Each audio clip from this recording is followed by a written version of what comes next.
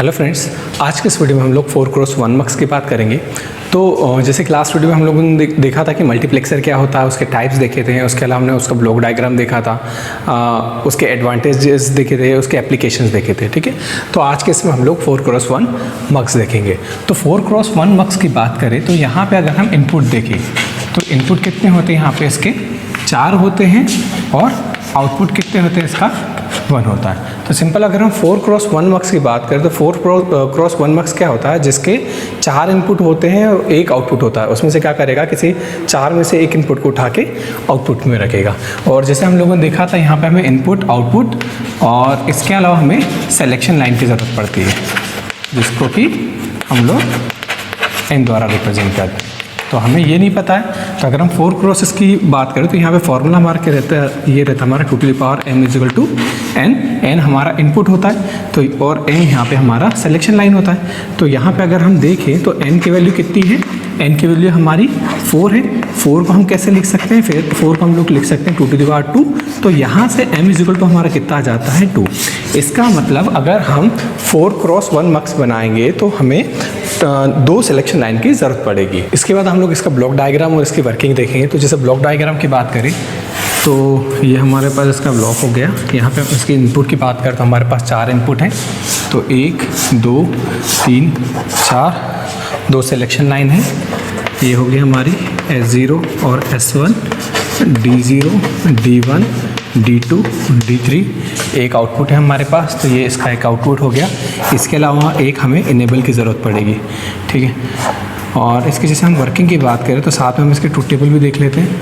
ठीक है, तो ये हमारा TT हो गया।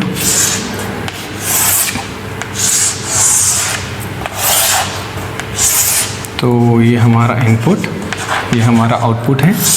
ठीक है, इनपुट में हमारे पास क्या क्या है, एक हमारा इनेबल रहेगा, दूसरा S1 और S0 की ज़रूरत पड़ेगी, और यहाँ पे हमारा Y रहेगा। ठीक है, आउटपुट में Y रहेगा। तो अब देखिए क्या होता है कि अगर हम इसकी वर्किंग की बात करें तो यहाँ पे ये हमारा जैसे इनेबल की बात करें तो इनेबल क्या होता है, एक तरीके से हमारी डिवाइस को सप्लाई देना है। ठीक है, जब तक हम किसी डिवाइस को सप्लाई नहीं देंगे, मतलब हम यहाँ पे 1 नहीं देंगे, तब तक हमारी डिवाइस में आउटपुट में हमें क्या मिलेगा, कुछ भी नहीं मिलेगा। जैसे मान के चलिए हमने टीवी को ऑन ही नहीं किया, सप्लाई नहीं दी है, तो क्या टीवी चलेगा, नहीं चलेगा। तो इस कंडीशन में क्या होगा, अगर आपने यहाँ पर 0 दे के रखा है, अब S1 और S0 की जगह आप कुछ भी रखिए, मतलब जैसे आपने रिमोट लिया, ठीक है, आपने टीवी को बंद करके रखा, आप रिमोट से कुछ भी बटन प्रेस करेंगे, आपको आउटपुट में कुछ भी नहीं मिलेगा। ठीक है, आपको इसके लिए क्या करना पड़ेगा, यहाँ पे 1 देना पड़ेगा। आप यहाँ पे आप क्या करेंगे, जैसे 0 0 रखेंगे। ठीक है, S0 की जगह 0, S1 की जगह 0 0 रखेंगे। तो इस कंडीशन में क्या होगा, ये आपका इसको D0 से कनेक्ट कर देगा, क्योंकि 0 0 मतलब क्या होता है 0, तो ये क्या करेगा 0 से कनेक्ट कर देगा और आउटपुट में आपको क्या मिलेगा, D0 मिलेगा। ऐसे ही यहाँ पे अगर आप 0 1 पुट करेंगे तो 0 1 मतलब क्या होता है 1। तो जैसे ही आप इसको पुट करेंगे तो ये क्या करेगा, यहाँ से इसको D1 से कनेक्ट कर देगा और आउटपुट में डेटा आपको D1 मिलेगा। ऐसे ही जब आप 1 0 पुट करेंगे तो 1 0 मतलब होता है 2। तो इस कंडीशन में क्या करेगा, ये आपको D2 को आउटपुट में रखेगा, यहाँ पे आपको D2 मिलेगा, और आखिरी में जब आप 1 1 पुट करेंगे तो यहाँ पे आपको D3 मिलेगा। ठीक है, तो ये हमारा जो मल्टीप्लेक्सर होता है 4x1 का, कुछ इस तरीके से काम करता है। ठीक है, अब इसके बाद यहाँ से इसकी आउटपुट की इक्वेशन की बात करें तो y बराबर यहाँ से क्या निकलेगा, यहाँ से अगर हम देखें, हम 1 से लेके चलेंगे तो यहाँ पे हम देखें जहाँ जहाँ पे 1 है, जैसे यहाँ पे 1 है तो यहाँ पे हमारा क्या आ जाएगा, ये आ जाएगा। और 0 को किसी चीज़ से हम कैसे रिप्रेजेंट करते हैं, उसको बाहर के द्वारा रिप्रेजेंट करते हैं। ठीक है, तो इसकी बात करें तो यहाँ पे हमारा क्या आएगा, S1 आएगा, S0 आएगा, और इसके रिस्पेक्ट में हमारा क्या आएगा, D0 आएगा। ठीक है, इस पर लाइन में, पर यहाँ पे क्या है, S0 और S1 के लिए यहाँ पे क्या है, 0 देके लगा रखा है, इसलिए हम क्या करेंगे, इसके ऊपर बार चढ़ाएंगे। प्लस सेकंड वाले पे आए, इसकी बात करें तो यहाँ पे E है हमारा, और इसके अलावा क्या है, S1 S0, और यहाँ पे हमें क्या मिलेगा, D1। S1 की जगह क्या देखे रखा, 0, मतलब यहाँ पे क्या आ जाएगा, बार आ जाएगा। इसी तरीके से E S1 S0, और यहाँ पे हमारा इसके लिए क्या होगा, इसके लिए हमारा D2 आएगा। तो D2 के लिए S0 की जगह हमारा क्या देखे रखा, बार देके रखा है, और प्लस आखिरी में हमारा क्या देखे रखा है, जब हम इसको यहाँ पे देखेंगे 1 1 वाली कंडीशन के लिए, तो यहाँ पे क्या आएगा, E S1 S0 और D3।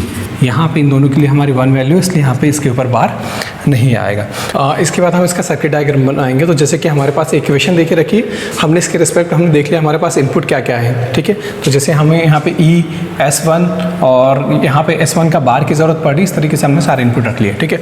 अब अगर हम देखें तो यहाँ पे हमारा क्या हो रहा है, 1 2 3 4, सबसे पहले क्या हो रहा है, 4 चीज़ों का आपस में इनका मल्टीप्लाई हो रहा है, उसके बाद उनका एडिशन हो रहा है। तो जैसे सबसे पहले क्या हो रहा है, इनका मल्टीप्लाई हो रहा है, तो मल्टीप्लाई के लिए हम क्या करेंगे, एंड गेट लगा लेंगे। कितने लगेंगे, 4, 1 2 3 4, ठीक है, 4 एंड गेट लगा लिए, ठीक है। तो फर्स्ट वाले को देखिए, तो फर्स्ट वाला कहाँ है हमारा, E, S1 का बार S0 का बार D से लग रहा, तो E का हमारा, E हमारा ये रहा, तो यहाँ से कनेक्ट होगा, ठीक है, यहाँ से इसको ऐसे कनेक्ट कर देंगे।